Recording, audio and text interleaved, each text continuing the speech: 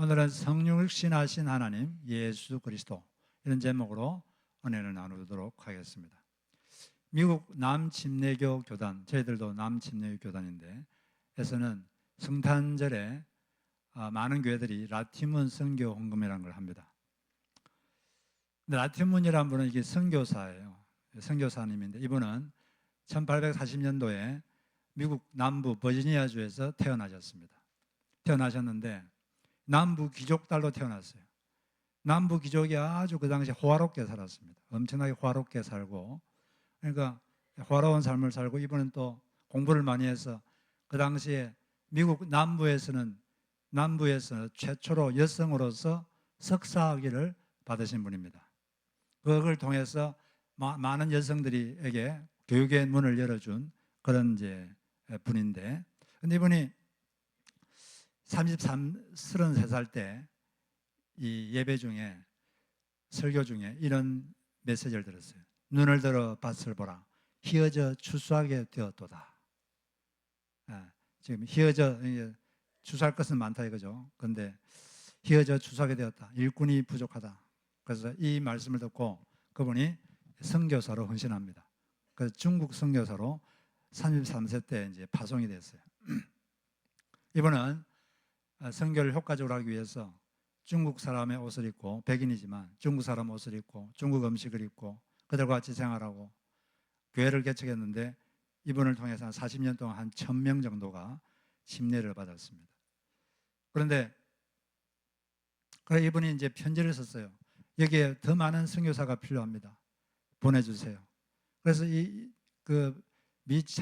미남 침례교에서 그 선교 후원을 좀 잘하기 위해서 조직한 게 바로 여선교부 WMU, 그걸 이제 조직했어요. 그래가지고 그때 한 3,000불을 모아가지고 선교사님을 3명을 더 이렇게 파송하기도 했습니다. 근데 그때 중국에 어화단 사건이 일어났어요. 어화단 사건이 나가지고 온 나라가 피폐해지고 고아들도 많아지고 아주 엉망이었습니다. 그때 이분은 다른 데 가지 않고 계속 남아서 자기 돈으로 자기가 먹을 음식 이런 걸 가지고 중국 사람들, 고아들, 가난한 사람들 이렇게 나눠주고 먹이고, 그러다가 너무 몸이 약해졌어요. 그래서 주변 선교사님들이 이래서는 안 되겠다, 이러다가 큰일 나겠다 해가지고 미국에 가서 좀 요양을 하십시오. 그래서 이제 배를 타고 미국으로 오다가 일본 고베항에서 그만 돌아가셨습니다. 근데 돌아가실 때 몸무게가 23kg. 물론 그분이 키가 좀 작은 분인데 그래도 23kg면 너무 그렇죠. 병명이 뭐냐면 영양실조. 못 먹어가지고 돌아가신 거죠. 이게 남부 귀족이잖아요. 남부 귀족 그 당시에 엄청나게 화려하게 살았습니다. 엄청나게 호화롭게 살았어요. 근데 그 호화로운 삶, 그 편안한 삶 다 버리고 그 가난하고 열악하고 또 편견과 무지가 가득 찬 그 중국 땅에 가서 자기 삶을 드렸죠. 그들을 살리기 위해서, 그들을 살리려고. 바로 그 편안한 자리에서 내려와서 사람을 살리기 위해서 낮은 자리로 가는 것. 이게 바로 성탄절의 정신입니다. 이게 바로 성육신의 정신이죠. 성탄절은 선물 주고받고 휴가 가고 놀고 쇼핑하고 이런 날이 아닙니다. 성탄절은 무슨 날입니까? 하나님이 인간을 구원하시려고 낮은 자리에 오신 날, 자기를 낮추셔서 인간의 몸을 입고 이 땅에 오신 날, 그걸 성육신, 성스러운 분이 우리 인간의 육신을 입고 오셨다, 그런 날이죠. 마치 그 나티먼 선교사님처럼 낮아져서 이렇게 오신 바로 그 날입니다. 우리가 바로 이 성탄 시즌에 바로 그 성육신의 정신을 마음에 기억하고 우리도 이런 정신으로 살아야 되겠구나, 그것을 다시 확인하는 그런 시즌이 되시기를 바랍니다. 예수님은 하나님이십니다. 예수님은 하나님이신데 인간의 몸을 입으신 거죠. 그래서 이걸 요한복음 1장 14절에 보니까 말씀이 육신이 되어 우리 가운데 거하시게 되었다. 말씀이 예수님을 말하는데, 예수님은 누구시냐? 그걸 이제 오늘 우리가 읽은 이 말씀에서 아주 분명하게 말해주고 있어요. 6절에 보니까 그는 근본 하나님의 본체시나, 예수 그리스도는 근본 하나님의 본체시다. 하나님의 본체시다 이 말은 하나님하고 똑같다. 그 본질이 하나님이시다, 그 말이죠. 예수님은 하나님이시다, 그 말입니다. 예수는 근본 하나님의 본체시다. 예수 그리스도는 하나님이세요. 예수님은 단순한 사람이 아니고 하나님이십니다. 하나님이신데 하나님과 동등됨을 취할 것으로 여기지 아니하시고, 하나님과 동등돼, 하나님이라는 것은 하나님과 동등되다는 거죠. 똑같다. 이 하나님과 동등되면 거기에 따르는 특권이 있습니다. 영광이 있죠. 그걸 내가 자신이 누려야 된다, 자신의 유익을 위해서 이걸 누려야 된다, 이렇게 생각하지 않으시고 그걸 다 버리셨습니다. 자기를 버려. 뭘 버렸느냐? 하나님 되심을 버린 게 아닙니다. 예수님이 이 땅에 내려오실 때 그분이 더 이상 하나님이 아닌 게 아니죠. 하나님 되심을 버린 게 아니고 하나님으로서의 권리, 하나님으로서의 특권, 하나님으로서 누릴 수 있는 영광, 하나님으로 누릴 수 있는 특권, 이걸 이제 포기하신 거죠. 권리를 포기하신 것입니다. 본인이 마땅히 누릴 수 있는, 정당하게 누릴 수 있는 그 권리를 다 포기하고 다 버리고 우리를 위해서 낮아지신 거죠. 이 권리 포기를 해야, 어떤 경우는 권리를 포기를 해야 하나님의 뜻을 행할 수 있는 경우들이 있습니다. 물론 필요 없을 때는 안 해도 돼요. 필요 없을 때는 그냥 권리를 누리면 됩니다. 그런데 어떨 때는 이 권리를 포기해야만 하나님의 뜻을 행할 수 있는 그런 때가 있어요. 그럴 때는 권리를 포기해야 합니다. 그래야지 하나님의 뜻을 행할 수가 있어요. 내가 누리는 이 좋은 권리를 나는 포기할 수 없다, 그렇게 있으면 하나님의 뜻은 행할 수가 없죠. 그냥 그런 자기에게 주어진 권리를 누리면서 그렇게 살다가 그냥 죽는 거죠. 이 권리 포기를 해야 영적 전쟁에서 승리한다, 이런 말을 로냉 커닝햄이라는 YM의 창시자가 그런 말을 했어요. 권리를 포기해야 영적 전쟁에서 승리한다. 왜 그러냐면 내 권리를 주님께 다 드리고 내 몸을 다 주님께 맡기면 그때 하나님이 직접 이제 일을 할 수 있기 때문에 그렇습니다. 나를 주님께 다 맡기면 그때부터 하나님이 막 일을 하죠. 그리고 또 나를 다 내려놨기 때문에 마귀가 우리를 공격할 거리가 없어요. 자기를 다 내려놓았기 때문에, 권리를 다 포기했기 때문에 더 이상 공격할 데가 없는 거죠. 그래서 이제 그런 말씀을 하신 것입니다.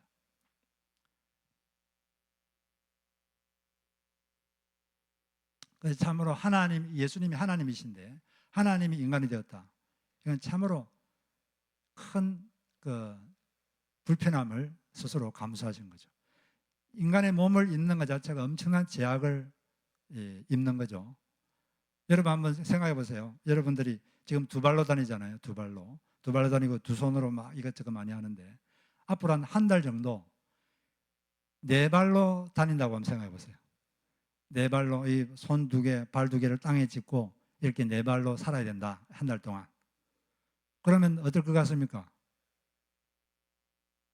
엄청나게 불편하겠죠. 네 발로 해가지고 밥도 이렇게 밥 먹을 때도 발을 땡에 대고 입으로 먹고, 컴퓨터도 입으로 치고 엄청나게 불편할 겁니다. 그런데 하나님이 인간이 됐다는 건, 하나님이 인간의 몸을 입었다는 건 그 정도 불편에 비하면 아무것도 아니죠. 이건 뭐 엄청난 불편함이고 자기 비하죠. 저희 교회에서 옛날에 멕시코의 상퀸틴이라는 곳에 선교를 좀 갔은 적이 있는데 거기는 정말 주구가 열악합니다. 그런 데서 이렇게 오래 산다는 건 정말 힘들다, 이런 생각을 들었는데 하나님이 인간이 되신 거 정말 불편한 거죠. 사람의 몸을 입는 순간 엄청난 제약, 엄청난 어려움이 따릅니다. 사람의 몸에는 여러 가지 욕구가 있어요. 몸이 있으면 배고픔도 느끼고 갈증도 느끼고 또 여러 가지 욕구도 느낍니다. 예수님은 우리 인간과 똑같은 몸을 가졌기 때문에 우리가 느끼는 욕구를 다 느끼셨어요. 그래서 이 히브리서 4장 15절 보면 모든 일에 우리와 똑같이 시험을 받으시니로되 뭐가 없다고요? 죄는 없으시니라. 우리에게는 대제사장 예수님은 우리 연약함을 동정하지 못하실 뿐이 아니요 모든 일에 우리와 똑같이 시험을 받았다. 그러나 죄는 없다. 우리 몸, 인간의 몸을 갖고 있기 때문에 우리가 가진 욕구를 갖고 있습니다. 욕구를 가졌다는 거죠. 몸의 욕구. 그렇지만 그걸 잘 조절을 못하면 죄가 되는 거죠. 그러나 예수께서는 이 모든 걸 다 조절하시고 다 해서 죄를 짓지는 않으셨다. 그렇지만 우리 몸을 가지고 있기 때문에 몸이 갖고 있는 그 고통 이런 걸 다 느끼셨죠. 그래서 이 히브리서 5장 7절에 보면 7절 8절에 보면 그는 육체에 계실 때 자기를 죽음에서 능히 구원하실 이 아버지 하나님에게 심한 통곡과 눈물로 간구와 소원을 올렸고 그의 경건하심으로 말미암아 들으심을 얻었느니라. 그가 아들이면서도 받으신 고난으로 순종함을 배워서 예수님께서 육체에 계실 때 그때 이제 다음 날 이제 바로 십자가에 못 박혀 죽습니다. 바로 그때 사람의 몸에다가 여러분 가시만 찔러도 얼마나 아파요. 조금만 이렇게 찔러도 엄청나게 아픈데 이제 십자가 달려가지고 모진 고문을 당할 생각하니까 얼마나 고통스럽겠습니까?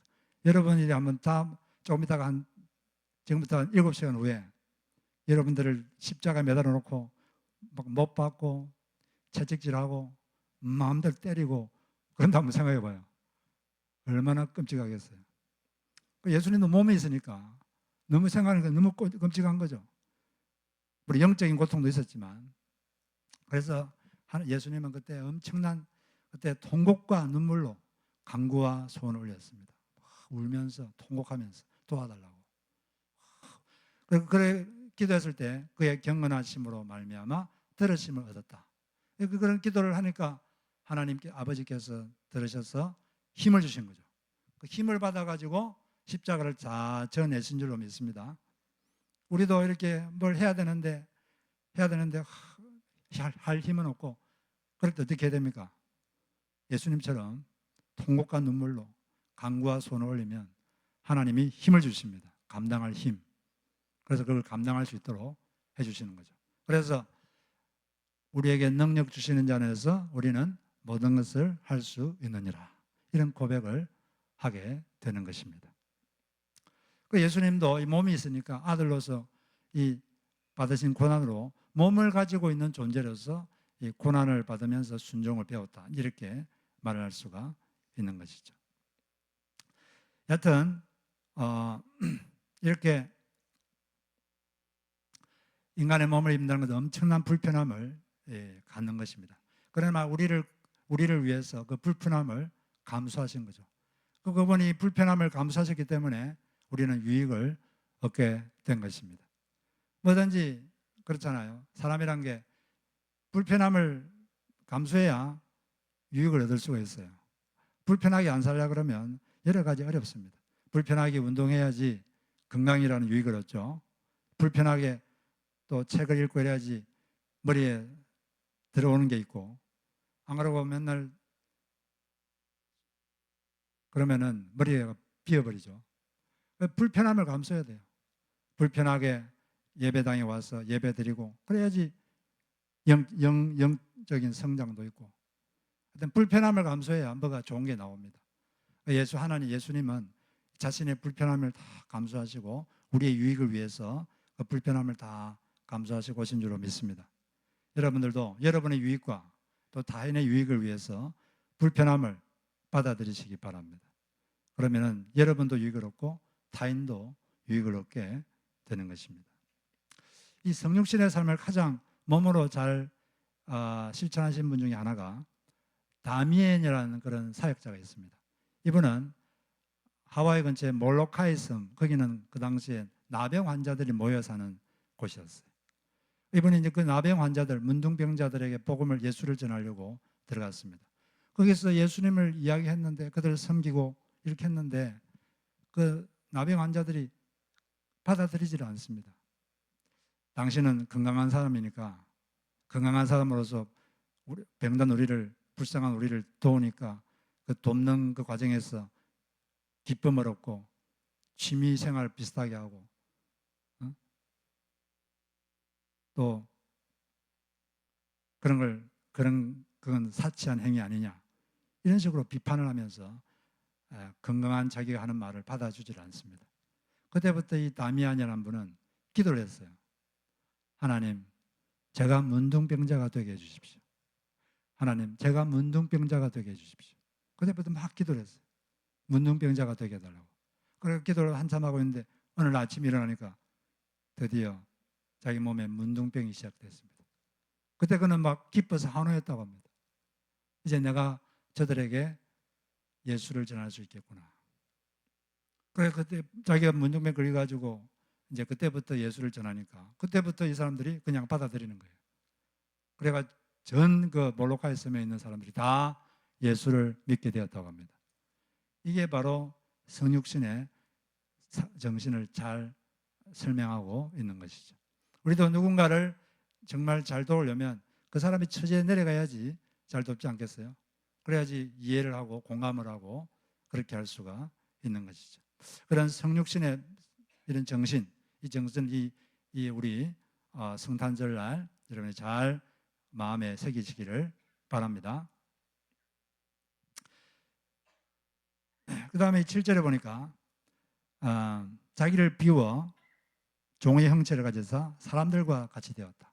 예수님께서 이 땅에 오신 것은 종이 되기 위해서 오신 거예요. 종의 형체를 가져 종이 되었다. 이 종이란 말이 둘로스 이 말은 노예 이런 단어로 많이 번역되는 단어입니다. 이 둘로스라는 단어는 어떤 뜻이냐? 그 뜻은 자신을 다른 존재의 의지에 완전히 굴복하는 자, 그게 둘로스라는 뜻입니다. 자신을 다른 존재의 의지에 완전히 굴복하는 자, 그게 종이라는 뜻이에요. 예수님께서 이 땅에 오신 것은 바로 이 둘로스가 되려고 이 땅에 오신 거예요. 그럼 누구의 둘로스냐? 아버지 하나님의 둘로스. 아버지 하나님의 뜻에 자기를 완전히 굴복해서 이 땅에 오신 것입니다. 그래서 예수님의 삶의 좌우명은 딱 요한복음 6장 38절, 이것이 예수 그리스도의 좌우명, 일생을 이어가는 좌우명이었습니다. 요한복음 6장 38절 한번 같이 읽어보겠습니다. 시작.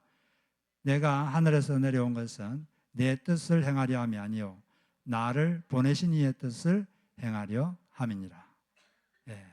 이 하나님 아버지의 뜻에, 하나님 아버지의 의지에 자기를 완전히 굴복하고 사셨죠.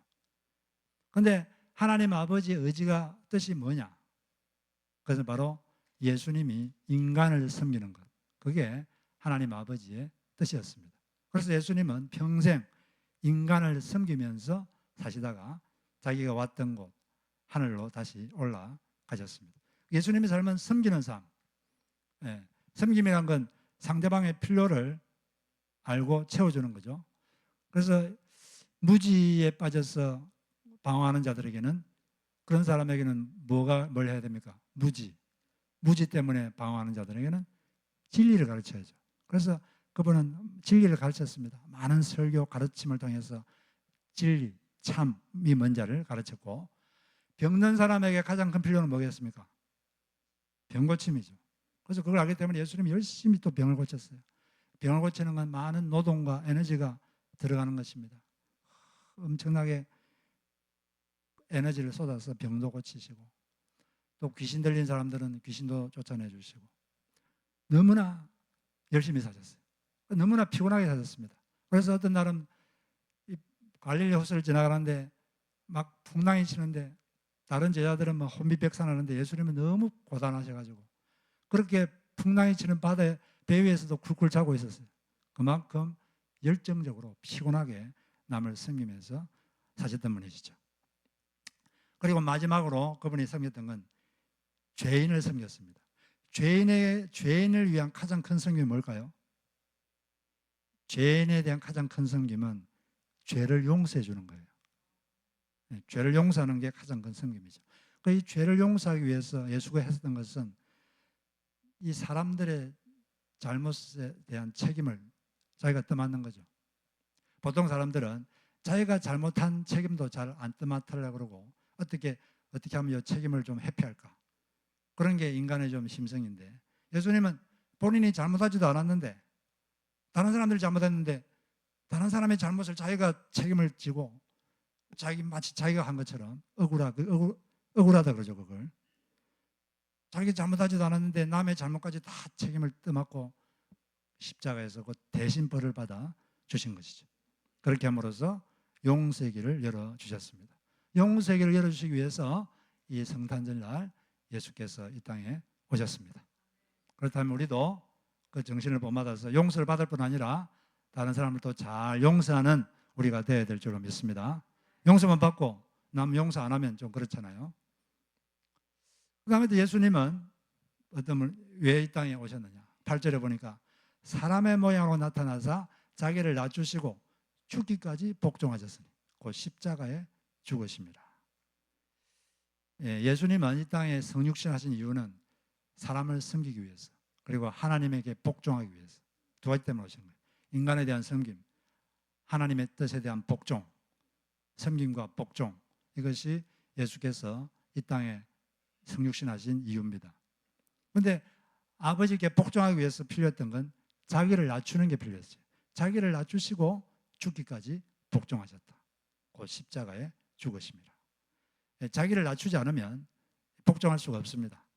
자기 낮춤, 겸손, 이것이 있어야 복종할 수가 있는 것이죠. 예수께서는 자기를 낮추셨죠. 자기 지위를 낮추시고 자기 영광도 낮추시고 편안함도 낮추시고 다 위치도 낮추시고 다 낮추어서 이 땅에 오셨고, 이 땅에 사실 때도 엄청나게 자기 지위와 자기의 본 모습을 드러내지 않으시고 낮추어 사셨습니다. 우리도 자기를 낮춰야 되는데 자기 낮춤이란 것은 자신의 그 편안함의 수준을 낮추는 겁니다. 또 남에게 좋게 보이고 싶은 인정욕구의 수준을 낮추는 거죠.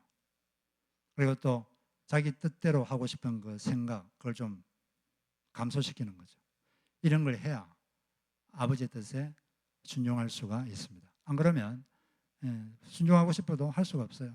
자기 낮춤이 있어야 그 복종의 단계로 갈 수가 있는 것입니다. 자기를 낮추고 이렇게 아버지가 원하는 걸 하면 좋은 일이 많이 생기죠. 주변이 화목해지고 좋은 일이 생기는데, 옛날에 남아프리카 공화국이 1990년대쯤에 그때 그 넬슨 만델라라는 사람이 흑인 인권 운동을 하다가 감옥에 갇혔어요. 거기서 27년 동안 옥살이를 했습니다. 그래서 1990년도에 석방됐는데, 그 당시 백인 대통령 이름이 더 글레르크라는 대통령이었는데, 그 당시에 그 남아프리카 공화국의 인구가 약 4천만 명이었습니다. 4천만 명인데 그중에 약 80% 이상이 흑인이에요. 3,300만. 그다음 백인은 약 500만, 한 12%. 그다음에 200~300만은 이제 아시안 이런 사람들. 근데 대부분의 부 이런 건 다 백인들이 가지고, 정부 이런 것도 다 백인들이 다 지고 있고, 흑인들은 불만이 많았죠.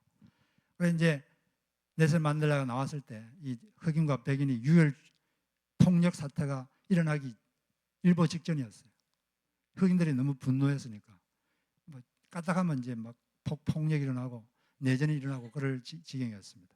그런데 그때 백인 대통령이었던 더 글레르크는, 이분은 개혁교회 장로님이었어요. 장로님인데 아주 경건한 분입니다.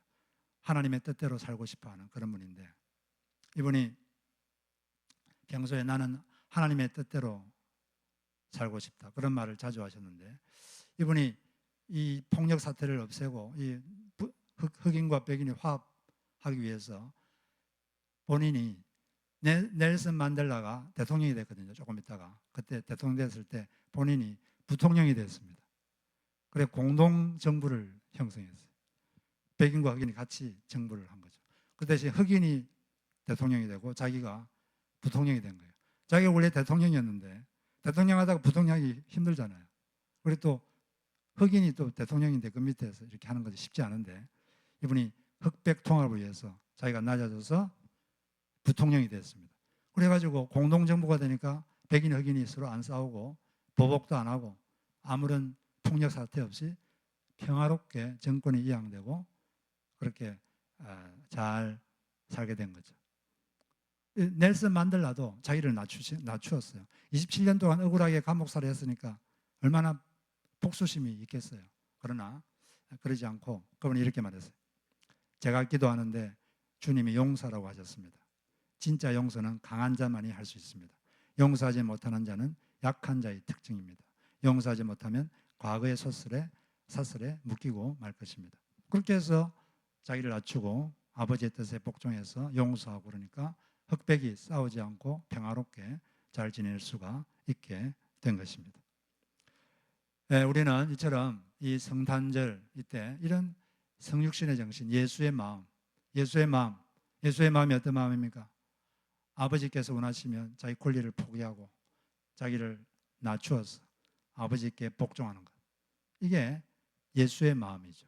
이런 마음이 있을 때 이 성탄절에 평화가 충만하고 기쁨이 충만할 줄로 믿습니다.